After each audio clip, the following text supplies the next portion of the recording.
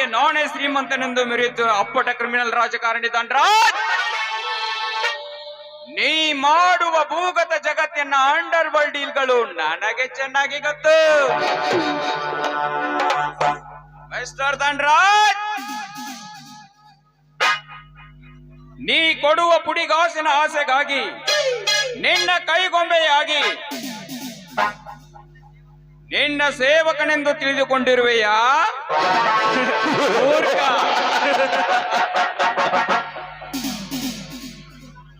ಅದು ನನ್ನ ಕಪಟ ನಾಟಕ.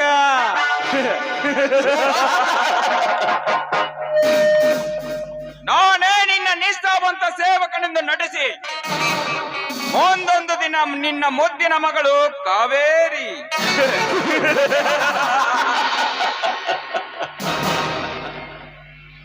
ಹೆಸರು ಅವಳ ಚೆಲುವಿಗೆ ವಿರುದ್ಧವಾಗಿ ಕಂಡರು ರೂಪಕ್ಕೆ ತಕ್ಕಂತೆ ಯೌವನ, ದಂತದ ಗೊಂಬೆಯಂತಿರುವ ಸುಮಕೋಮಲವಾದ ದೇಹ.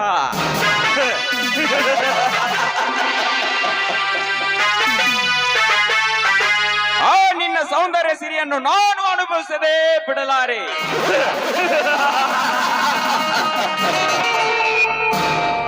ಕಾವೇರಿ, ನಿನಗಾಗಿ ಬರುವೆ ರಸಿಕರ ರಾಜನಾಗಿ.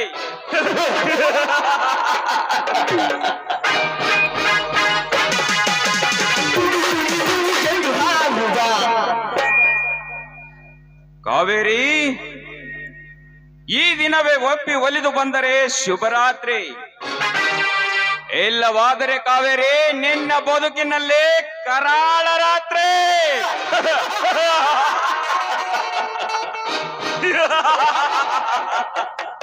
ಬರ್ತೇನೆ ಕಾವೇರಿ, ಖಂಡಿತ ಬರ್ತೇನೆ.